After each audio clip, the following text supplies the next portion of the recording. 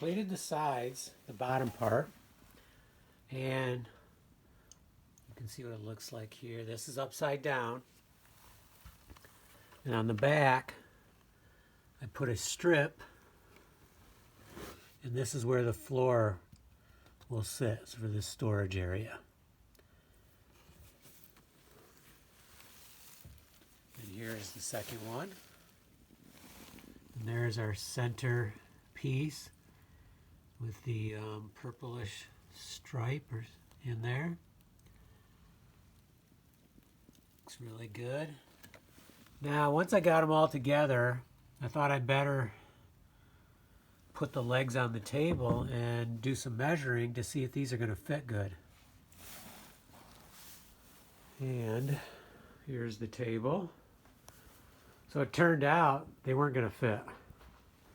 I had made them too wide, about a 1/16 of an inch too wide, and these are not going to move. You can't spread these legs a 1/16 of an inch, especially down here. You might be able to spread the top, which isn't good because then they're not straight, but you can't spread this.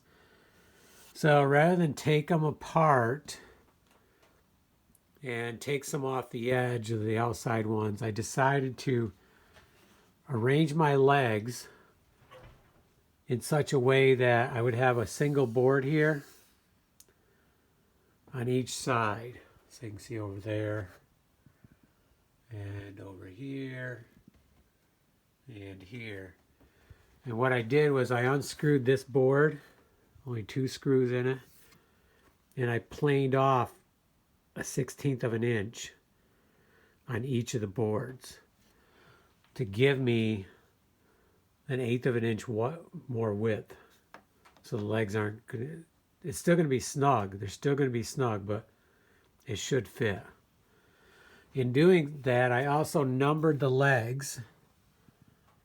So we have a number, so I know where the leg goes, and the numbers need to be close to each other, which that's the only way they can go anyways. So we have 1, 2, 3, and 4 numbered. And then I even signed the table here, just for kicks.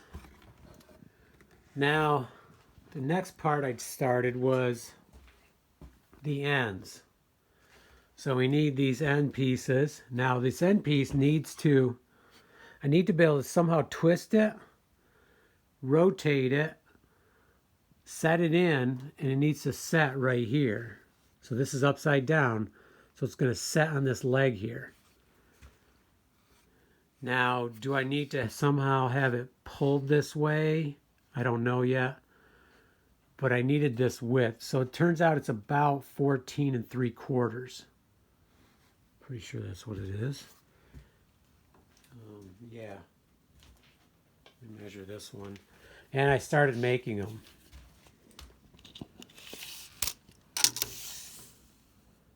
Yeah, so I'm a touch over 14 3/4, which that could be a problem. It's going to make them really tight. I can't really do it right here without 2 hands, but it's going to make them snug. I think they're going to fit. I'm a touch over 14 3/4, so they're going to be snug.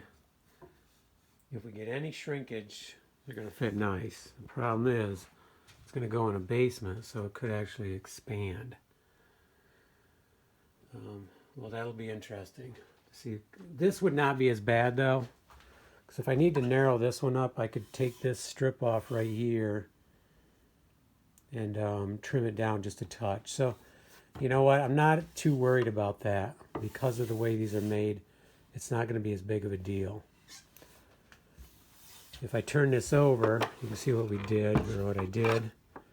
I didn't do quite the same pattern as over there. Over here I did every other one. And these are not pulled together yet. I still need to put a strip on the back, so they still move here. But once I put that on, this should stay pretty stable. And this one's the one I need to finish up next. So after I get the ends done, then the only other part is that I can think of right now, besides fasteners, is the floor.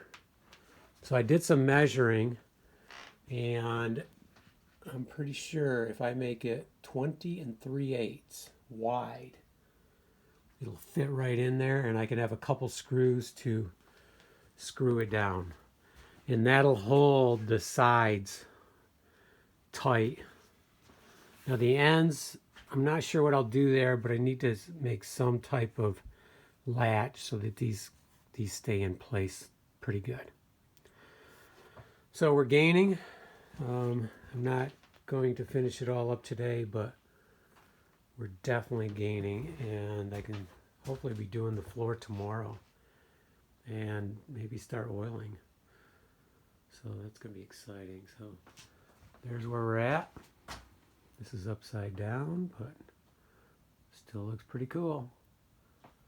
Okay, I'm going to get to work and finish up these ends. Oh, I also made this wide part right here. That's so that when it's in place, it's held back from the leg. I don't want it out here because then you don't get as much of the leg look. So I wanted it back into here, so that'll push it back.